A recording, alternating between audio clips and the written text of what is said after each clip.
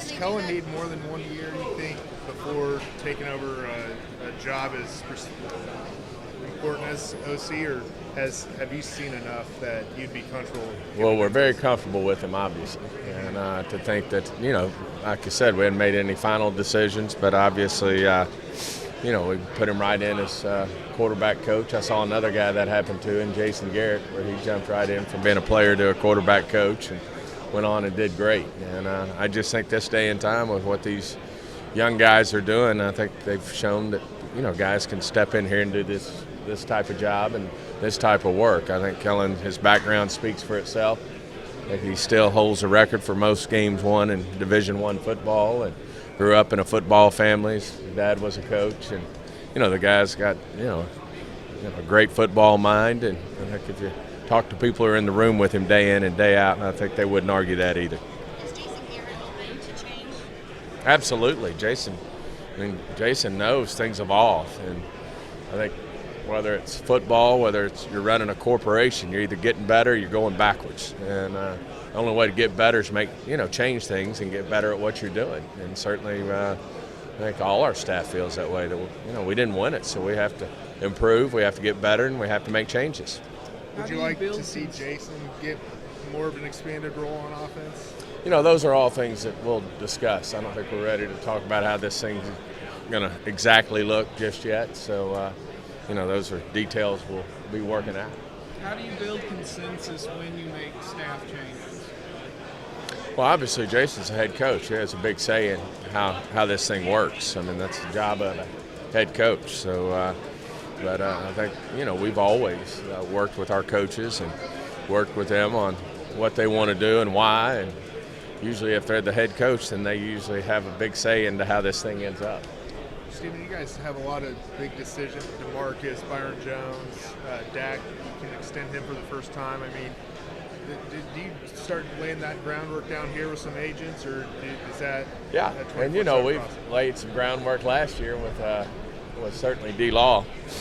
We had our visits, and we're a little, I wouldn't say we're a long ways apart. We were apart, and certainly DeMarcus has done his part to make us feel more comfortable. I mean, he's put together now 2 back-to-back double-digit sack seasons, and of course, is a leader by example as well on the field in terms of how he plays the game. So, nothing's changed in terms of my opinion, but except for the better in terms of what type of player DeMarcus Lawrence is for our football team, and certainly a huge priority for us to get him signed. We want to sign him up long term. I think he's going to play this season at 27 and still a young player, and I think still in front of him in terms of him improving and getting better.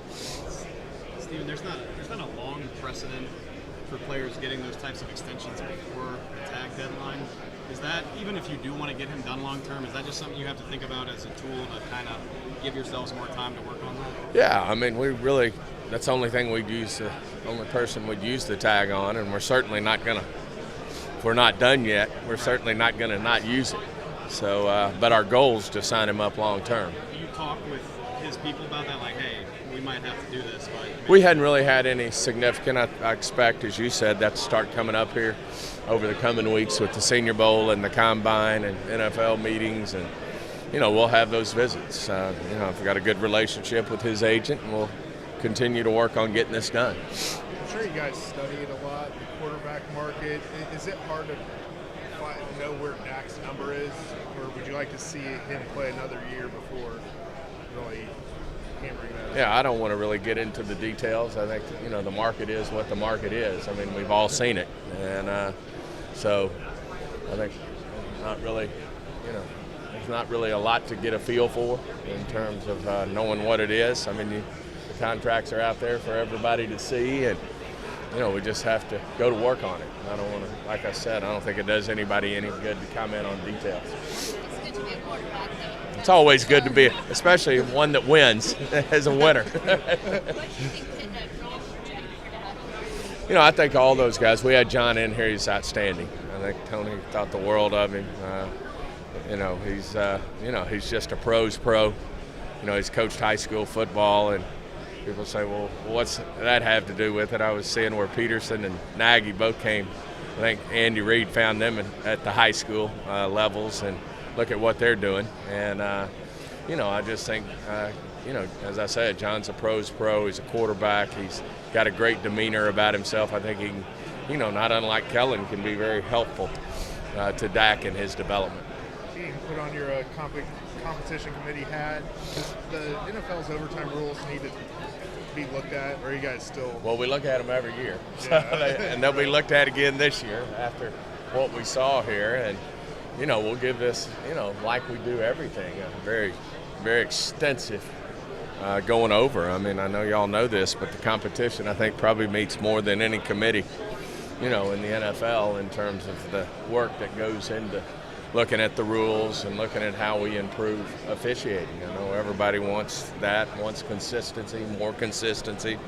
It's certainly a challenge because there's human error, and there's certainly, you don't want to officiate from replay, all parts of the game. I don't think at the end of the day good for the game. So, we've got a lot of work to do here in the off season, and we'll certainly look at the full body of work of this year and see if, see what the things that we should focus on. We certainly know we've got a lot of work to do. I think everybody be the first to admit that, and it's work in progress, and I know everybody will be ready to roll up their sleeves and go to work. Is there a way to rectify human error? No. I don't think anyone's perfect. So, but you don't want to game decided. No, I mean, you hate for things like that. You hate it for, for anything, but you do want consistency, and, those things aren't that easy. And obviously that one, seems like, well, that one was pretty easy. But, if you look at all the pass interference calls, there's half the people would call the ones that were called that is pass interference, and half would say it's not. I mean, it's like offensive holding, and I mean, you look at a lot of holding calls and a lot of holding calls that aren't called, and it's hard to tell the difference. So, these things are hard when those guys are out there contacting each other on every play. Same thing for PI. I mean, it's just OPI and DPI. I mean, it's a difficult thing, and we put our officials. It's hard on, it's difficult, and you're not always going to have everybody agree. Even on replay, you're not going to have people agree. So, that one was obviously a difficult one for everybody to watch, and, certainly is really hard because of what it may have meant to who's playing in the Super Bowl and who's not. But, those are all things we've got to go to work on. You have a flashback to '94 with Dion and Irvin on that pass interference. I mean, we have ball and catch, no catch. I mean, there's, that's part of the, unfortunately, that's part of the drama. Fortunately, unfortunately, part of the drama of games. And, that goes back for forever. And we've got 22 guys on our field versus other sports, and a lot of space and a lot of contact. And, it's certainly a challenge for our officials. It's a challenge, for us to continue to get the best possible, situation out there for these officials to do their job. But I have a tremendous amount of respect for our officials. I think they work their tail off. I think they do the very best job they can possibly do. They want to get it right as much as the next person, and we got to continue to try to put them in the best possible situations. It looks like the vacancies he was interviewing for have been filled, but Chris Richard, is there any desire inside the organization to do something with him after the year that he had, or change his status going forward? Those are all things that, like I said, I mean, we're comfortable with who we have internally. How we situate everything at the end of the day is something that we'll be going over here over the next couple of weeks. Obviously, our coaches are at the Pro Bowl right now, working with that group of players down there. And so, we've got some time. As I said, as Jerry said, we feel comfortable about, who we have on board here, and we'll get everybody situated and sorted out the right way. With those guys you do have, what do you want to see, Stephen, from your next offensive coordinator in terms of developing Dak? Well, that's the biggest thing is I'd say number one priority is have somebody who's going to be, bring the best out in Dak.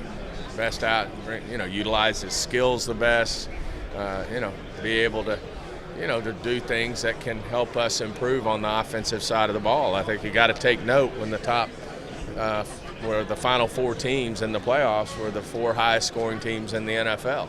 and we weren't one of those teams. So we need to score more, need to be more efficient. We need to certainly execute better, and then we need to look at our scheme and what we're doing versus what other people are doing and how people are defending us, and look to improve. But obviously it starts with your quarterback, and then we've got we really feel good about the personnel that's on the offensive side of the ball. I think we got our receivers sorted out well as the season went. Amari being a 1 and Gallup being a 2 and Beasley being a 3. I know he's up for contract, so we'll have to figure that out. And then the other guys, had roles. So that worked out good for us. We got a great running back in Zeke. There's no arguing that. And I really feel like we still have one of the best, if not the best, offensive line when we get Travis back, which should happen. But, at the same time, you're never going to always have everybody out there at the same time. I mean, injuries are a part of our game. It happens to all 32 teams. And, my hat's off to the offensive side of the ball this year. They did work through a lot of moving parts in terms of injuries in the offensive line, and got Amari in there midseason, and they were able to, really get a lot out of him for a guy who wasn't, around our system. And I think Amari having a full offseason and working with our staff, should really help us out. That being said, why did you guys decide to move on from Scott? You haven't really had a chance to ask you that. What did it come down to? That was more of a mutual. It was a little mutual. At the end of the day, not a little, a lot. And I just think, sometimes you kind of make your run, and I think he felt like he had a good influence on Dak, and which he did. I think he brought Dak along, developed him well. But at the same time, I think Jason and Scott just decided it was time for, a different voice in the room, if you will. And but no one respects Scott more than Jerry and myself. I know Jason has a tremendous amount of respect for him. I know Tony thought the world of him. I know Dak thinks a lot of him. So, this wasn't it's unfair to just say, hey, any shortcomings we had are all on Scott. I think we've got to all do better. Stephen, you guys have had 3 leading rushers the last 5 years. Is Gary Brown getting considered for the OC job, or do you guys like Kellen or Doug? I don't want to get into the, all going through each coach. I mean, I think, like I said, we're very pleased with our staff. And Gary's certainly done a great job with these backs. I mean, 3 leading rushers, and 2 of them were, out of, obviously they weren't all Zeke. So Murray did a great job. He did a great job with Murray when he was in here. So we're lucky to have Gary, and certainly he's a part in the mix. But what I don't want to do is go through each one of them and talk, handicap them, if you will, for coordinator. Any other players need surgeries? I know a couple of us minor. We'll know more here when I get down to the Senior Bowl and we visit, the Pro Bowl, and visit with the trainers. But usually they should be getting that list finalized and put together. But obviously we'll have some, and then you have a few surprises too, unfortunately. But, we try to get most of those taken care of as early as possible so they can get to rehab and get back to work. I know all this young team's excited to go back to work. We got a lot done, but certainly no one is satisfied with where we ended up. And we all know that, there's a little skepticism that, hey, you go to the playoffs one year and you back out the next year. We not only want to go, but we want to take the next step and compete to be in the big game. What are some of your thoughts as we approach 30 years of Jones ownership? Oh, I just think it's been, it's been a great run. We've had certainly a tremendous amount of success on and off the field. You look at it, and certainly I know Jerry does, and look at AT&T Stadium and the Star, and it's probably the biggest pang is that it's been so long since we've won a championship. We did get 3 of them early, and we've won our fair share. I think if you look at it, I think more than any one of NFC East titles. But unfortunately, the last 24 years we haven't been able to, take that step and get in championship games and compete to be in a Super Bowl and win a Super Bowl. And that's probably the biggest disappointment. But, overall, it's just been a magical run. Jerry's in the Hall of Fame for all the reasons that he should be. And it's spectacular that, he has that. Like I said, the only thing you can really think of that you have regrets on is just it's been so long since we've been in that NFC title game and competed to get in a Super Bowl and win a Super Bowl. Yeah, I got emotional actually, just about being at the Senior Bowl. Yeah. He still loves being in Mobile. Well, and Well, that's it. Everybody says, well, he's, he, myself, we've got our fingers where they shouldn't be, but that's what we love. I mean, we love being here. We love being at the combine. We love being in the draft room for a month.